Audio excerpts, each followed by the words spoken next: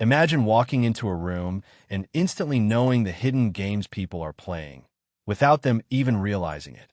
What if you could decode the unspoken scripts that govern human interactions? From power struggles in relationships to the subtle manipulations at work. Games People Play by Berne unveils the psychological games we unconsciously engage in every day. Today, we'll dive deep into these games, why we play them, and how to break free.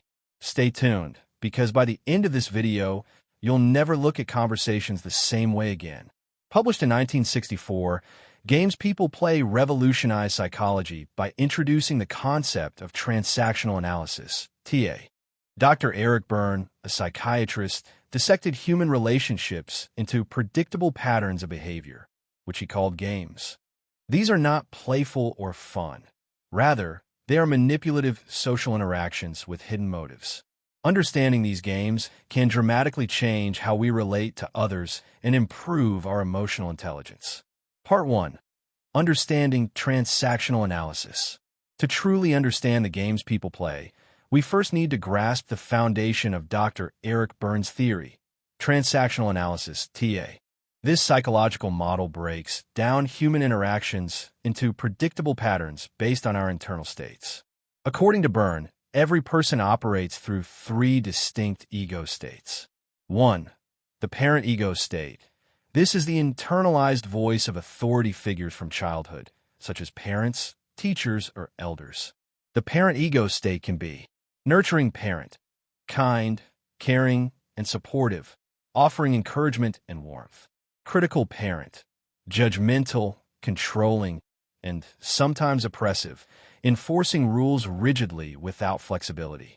Example: when someone says, "You should never be late," they're speaking from their critical parent ego state, enforcing rules they learned in childhood. On the other hand, if they say, "Take your time and be safe," they're speaking from the nurturing parent ego state, offering support rather than criticism. 2. The adult ego state. This is the rational, logical part of the personality. It processes information objectively, evaluates facts, and makes reasoned decisions, free from the emotional influence of past conditioning. Example: when a person checks the weather before deciding what to wear, they are operating from their adult ego state, relying on logic rather than emotional impulses. The adult ego state is essential for decision-making and helps balance the influence of the parent and child states. 3. The child ego state. This is the emotional and instinctive part of a person. It can manifest in different ways. Natural child, spontaneous, playful, and creative, embracing joy and curiosity. Adaptive child, conforming, compliant, or rebellious, depending on past conditioning, often modifying behavior to please or resist authority figures. Example: if someone throws a tantrum after being criticized, their adapted child is reacting to authority. Alternatively, a person excitedly jumping with joy after receiving good news is engaging their natural child. These ego states interact in our daily conversations. Some interactions are healthy and productive, while others lead to psychological games. For example, if a manager calmly discusses work performance with an employee, it's an adult-to-adult conversation. But if the employee responds defensively, "You're always picking on me," they are reacting from their child ego state, shifting the interaction into a game. Understanding these ego states allows us to recognize how we and others behave in various social settings. When people shift between these states unconsciously, they often fall into patterns of communication that lead to misunderstandings, conflicts, or repetitive negative behaviors. Part 2. The structure of social interactions. People naturally crave human connection, but they structure their social time in different ways. According to Berne, human interactions fall into 5 categories. 1. Rituals. Rituals are predictable, socially acceptable exchanges that provide comfort and familiarity. They include greetings, farewells, and polite small talk. Rituals help maintain social order and make interactions smoother by reducing unpredictability. Example: when 2 colleagues say, "Good morning, how are you?" and reply, "I'm good, thanks. You." This is a ritual. The conversation follows a script requiring little thought. Even if the participants are not genuinely interested in each other's well-being, the ritual serves a social purpose by reinforcing connection and civility. 2. Pastimes. Pastimes are slightly more engaging than rituals, but still predictable. They involve casual discussions about shared interests, such as the weather, sports, or celebrity gossip. Pastimes help people bond, but they rarely lead to deep relationships. Example: at a party, people might play Ain't It Awful by complaining about work, traffic, or the economy. This pastime allows them to connect through shared grievances without making any real changes. Similarly, discussions about favorite TV shows, vacation spots, or hobbies serve as pastimes that create a sense of social familiarity. 3. Games. Games are social interactions with hidden motives. Unlike pastimes, which are harmless, games have a psychological payoff, often reinforcing negative emotions or beliefs. A common example is the game, Why Don't You? Yes, but where a person asks for advice but rejects every suggestion, ensuring they stay in a helpless role. Games often lead to frustration and recurring conflict as participants unconsciously repeat familiar patterns. For intimacy. Intimacy is the most fulfilling form of human connection. It involves honest, unfiltered interactions without ulterior motives. However, many people avoid intimacy because it makes them vulnerable. Instead, they resort to pastimes or games. Example: a deep conversation where both people express their fears, hopes, and dreams without manipulation is an intimate interaction. Unlike pastimes or games, intimacy requires trust and openness, which can be challenging for those who have built psychological defenses. 5. Activities. Activities involve working together on tasks, such as collaborating on a project, playing sports, or cooking a meal. These structured interactions create a sense of purpose and achievement. They can range from professional collaborations to recreational engagements that promote teamwork and connection. Example: a group of coworkers preparing for a presentation engages in an activity, focusing on completing a goal rather than playing psychological games. Activities allow individuals to engage with each other in a constructive way, often reducing the likelihood of manipulative interactions. Understanding these structures allows us to recognize when we are engaging in meaningful connections versus when we are falling into unproductive patterns. Recognizing games early helps us break free from manipulative interactions and fosters healthier relationships. By being mindful of how we structure our time with others, we can make conscious choices about the types of interactions we cultivate. Part 3. Common games people play. Berne identified numerous psychological games that people unconsciously play. These games have predictable patterns and hidden motivations, often leading to frustration, conflict, or emotional distress. Understanding these games helps us recognize when we are caught in unproductive social loops and empowers us to break free. Let's explore some of the most commonly observed games in greater detail. 1. If It Weren't For You, Marital game. This game involves blaming a partner for one's own failures or lack of personal growth. It is particularly common in relationships where one partner uses the other as an excuse to avoid personal responsibility. Example: a woman says, "I could have gone back to school if it weren't for you," implying that her spouse is holding her back, when in reality, she may fear academic failure or change. The hidden payoff: the person avoids taking responsibility for their own choices and maintains a victim identity, which provides them with justification for staying in their comfort zone while also receiving sympathy. Breaking free. The key to ending this game is for the individual to take ownership of their decisions. Instead of blaming external circumstances, they must acknowledge their fears and take proactive steps toward their goals. 2. Now I've Got You, You Son of a Bitch power game. In this game, one person waits for another to make a mistake and then aggressively attacks them, using the error as an opportunity to assert control. Example: a boss ignores minor errors for weeks, but then explodes over one small mistake, using it as an excuse to vent frustrations or establish dominance.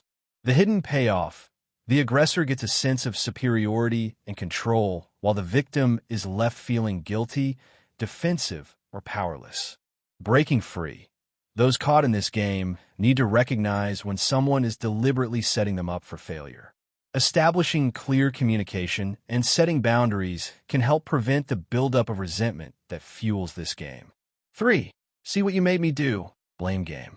Instead of taking responsibility for their actions, the player blames others, shifting accountability away from themselves. Example: a driver spills coffee and immediately shouts at their passenger, "Look what you made me do," instead of acknowledging their own clumsiness. The hidden payoff. The person avoids personal responsibility while gaining the opportunity to guilt-trip others. Breaking free. Responding calmly and refusing to accept misplaced blame can disarm this game.